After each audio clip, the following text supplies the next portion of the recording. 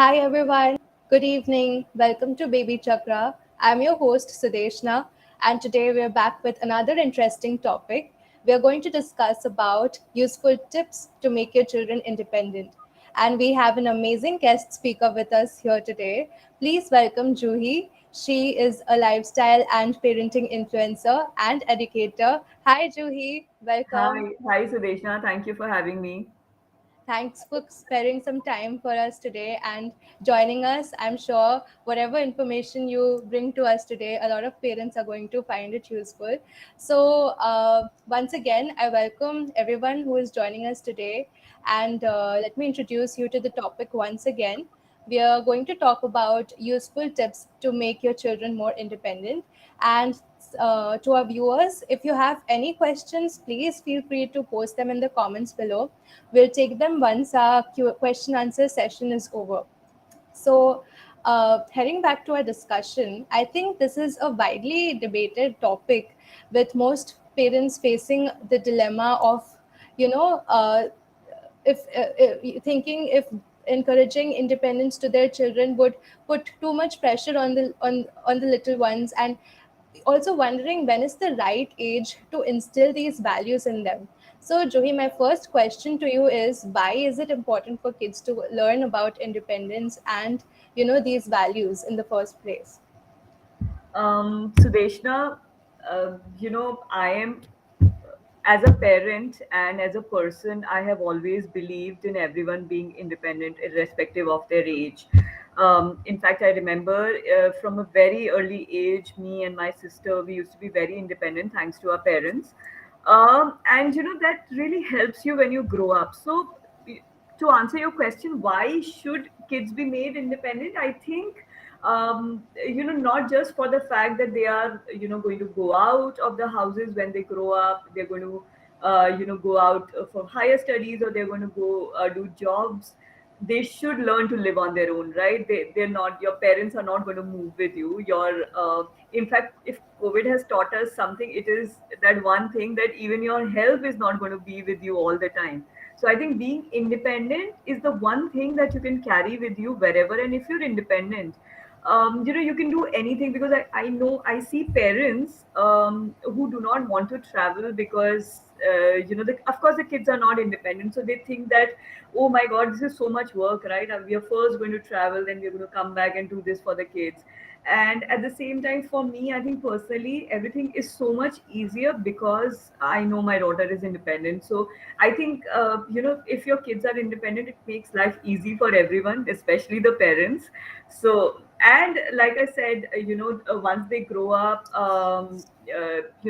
being independent is going to help them. Also, for the simple fact that you have to be responsible for your own actions, right? We have to teach kids at a very early age that you should learn to make your own decisions, and you should learn to be responsible for whatever you've done. And I think that only comes if we entrust them to be independent. That's right. Okay, so let's move on to the next question. When, like, when should parents start instilling these values in their children? Like, are there different levels of teaching independence to your kids? Is there a right age? What should parents know about it? Okay, so Deshna, so tell me, what do you think? How early can a kid be independent? Uh, I think uh, I like uh, there's not a particular age that comes but to my mind, but I think we can start teaching independence to children, like these values to children since the young age of 3 to 4 with simple tasks, Right. that would. Hmm.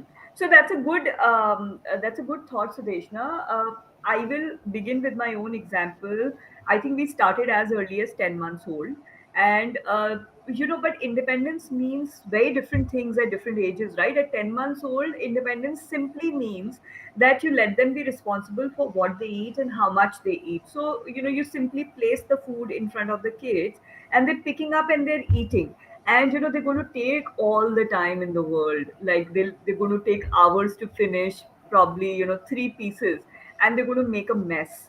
So that is independence at that age, at 10 months. At probably a year, when they're a year old, they will start telling you, they feel like going to the toilet. That is being independent at that age.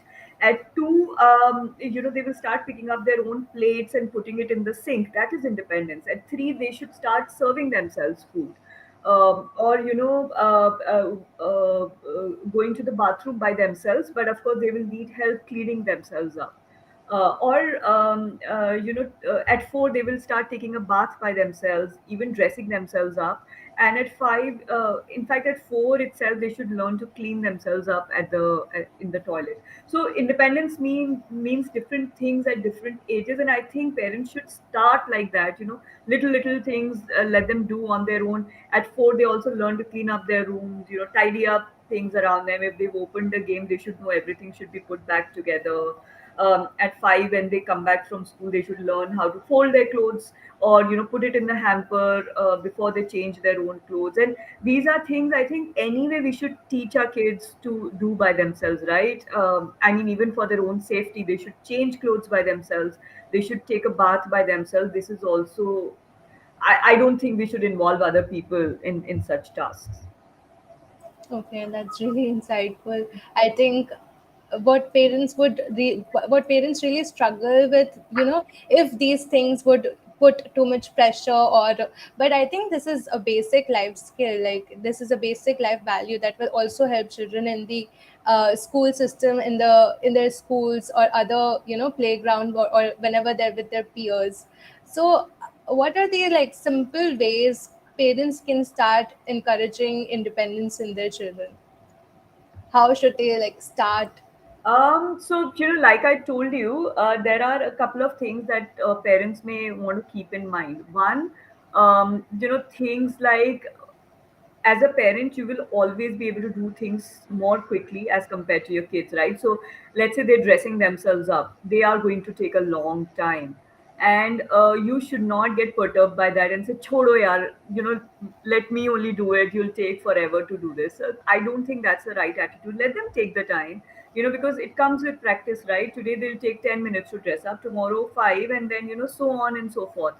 Also they will be messy, like I said, if they're learning to eat by themselves, especially at a young age, they will make a mess, they will throw food. It's also a game for them, right? So instead of telling them don't do this, or इससे अच्छा तो मैं ही खिला देती हूँ, rather than doing these things, I think again you have to let that. So I think the biggest thing that a parent needs to do to make their kids independent is to let go. Because the moment you decide that my child will be independent, you're letting go of a lot of control, and it does not come easy, believe me. Because we when we are parents, we think that we would like to be a part of every aspect of a child's life. I see that in my daughter's life as well, because she became independent at a very very young age. There are times now when she's able to take decisions by herself, and sometimes we feel left out, right? Because we feel like, oh, already like we're not a part of the decision. But I think that's the bit, that's a part of letting go. And I think if you start letting go, it's just easier for the kids also to learn to start making their own decisions, to start owning up to their own mistakes. Another thing that I always say is that you have to model the right behavior. So if you're expecting your child to pick up the plate and utensils and put them in the sink, if you're not doing it yourself, they will not do it, right? Or if you're asking them to switch off the lights and fans when they leave the room, if you're not doing it yourself, they will learn to not do it. So you have to model the right behavior, do it in front of them. And like for us, when we are traveling, if we see trash on the road, we'll pick it up and we'll throw it in the dustbin. So this has had an impact on my daughter, and she will do the same thing if she sees trash on the roads. So I think, and if there is something that we ignore, they learn to ignore it. It's not their mistake, right? They're learning, they're watching and learning. So that's another point. I think you should model the right behavior. And then I think another important thing that parents can do is, encourage problem solving in the kids. So if they come to you with a problem, you ask them. And it's not something as simple as what dress should I wear today, black or blue. You let them decide. And these are very how do I call it, low involvement choices, right? Like it's not going to really make a difference to your life if they wear a black dress or a red dress, but for them it's like, oh, it's a big decision. So you let them choose. You say, okay, do whatever you want. And this also helps their brain make these calculations, the small calculations in their mind. If I do this, this will happen. If I do, so let them do this. I think this is also another big step in helping your kids become independent. Okay, so I think what you said really clicked through the model behavior. We've always heard that, children learn with seeing what their parent are doing, and I think that's one of the basic steps to teach your children independence. So, from your experiences, Juhi, would you like to share any other valuable tips for parents? I will tell you my own case a lot of times, and not just now. I mean, even when my daughter was a few months old, I was always called lazy. You're lazy, and that's why you're making your daughter do stuff herself, and it would phase me at that time. And I would feel bad because I was not being lazy. I was just wanting her to be independent, I think. But for me now, lazy parenting is a tag, and I wear it very, very proudly that I am a lazy parent. And lazy parenting, just to put things in perspective, does not mean that you're lazy and you're not there for your child. You're always there for your child, but you encourage them to do stuff on their own. You're there on the sidelines. You're not there doing it for them, but like I said, encouraging them. So I am a proud lazy parent. So again, I want to tell this to parents that do not, and I see that more with mothers as compared to fathers. Correct. I mean, I don't want to uh, say that mothers have a bigger responsibility or anything like that. Parents have equal responsibility in raising the child, but I think us mothers are we've grown up like that, right? We feel more responsibility, so we feel that if I'm not doing it, something if I'm not doing something for my child, am I being a good mother? Or even I'm sure fathers also feel it at some time, and they say that, am I being a good parent? So I just want to tell parents that if you're doing something to make your child more independent, do not feel bad about it. It's completely, you're not being a bad parent. In fact, in the longer run, your child will prove to be better prepared for the world, right? If they're more independent. In fact, if you were to ask me what is more important for me, is the fact that my daughter is independent, or the fact that my daughter is dependent on me, but she is like, she's first in her class and all of that. I would always choose being independent. For me, coming first in the class is not that important, but her being able to be on her own is very important. And that also comes from the fact that I'm a working mother, and I'm at work most hours of the day. So yeah, so that's my biggest advice to parents, that do not feel that you're not there enough for your child. If your child, and I think it works for your child in a better sense if they become more independent when you're not involved. So that is one. The second tip, like I said earlier, also model the right behavior. You cannot expect your child to do anything that you won't do yourselves. So, and we do that, right? We would be watching TV all the time, and we'll tell our kids, no screen time for you. But you cannot do that. It's just not possible. So if you do not want them to watch screens, do not watch screens in front of them. Or if you ask them to go down to play in the play area, you have to go down with them. They will again, you have to model the right behavior. And one last thing that I want to say is that in any household, I don't think there should be separate rules for boys or girls. I don't think that girls should be doing more chores in the house. And I see that in a few houses, that when it's a girl, they will expect her to be a big help in the kitchen. And if it's outside work, the boys will be asked to do the outside work. But I don't think we should do that.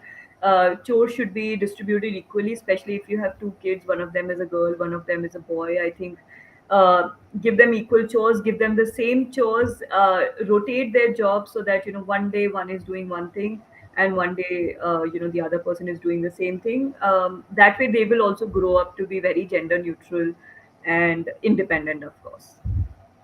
So basically, the thing is, it starts from a young age. These, even these little things that we are teaching to children, these, you choose your dress whichever you want. So these things later help them form better decisions in their life as well. And I think that's very, like, that's an essential skill to be able to make decisions, because there's a lot of things in the, like, in the life ahead that you have to decide for, and it will help better form their career or whatever. They can excel in all aspects of their life. And I know, like, this is true that there's like a stereotype sometimes, if you're making your children do this, but you're becoming a bad parent. But we have to defy these norms to for to uh, to nurture children and become better individuals. So thank you, Juhi, for such an insightful conversation. I think every parent who joined us today would take a lot of notes back. And I mean, to our viewers, I'd like to say, please follow Juhi on Instagram. Her ID is @closet buddies, and we will mention it in the description box below as well. She posts a lot of parenting and lifestyle content, so go follow her and take notes from her, and keep following Baby Chakra's pages to see more informational parenting and lifestyle videos. And we will be back with more content. Thank you, Juhi, for joining us today. Thank you so much. Uh, we hope to get to see you more on our channel soon in the future. And with that, we come to the end of our discussion. Thank you, everyone. Bye. Have a great Thank, evening. thank Bye. you, thank you for having me, Sudeshna. Thanks a lot. Thanks a lot, Juhi. Bye.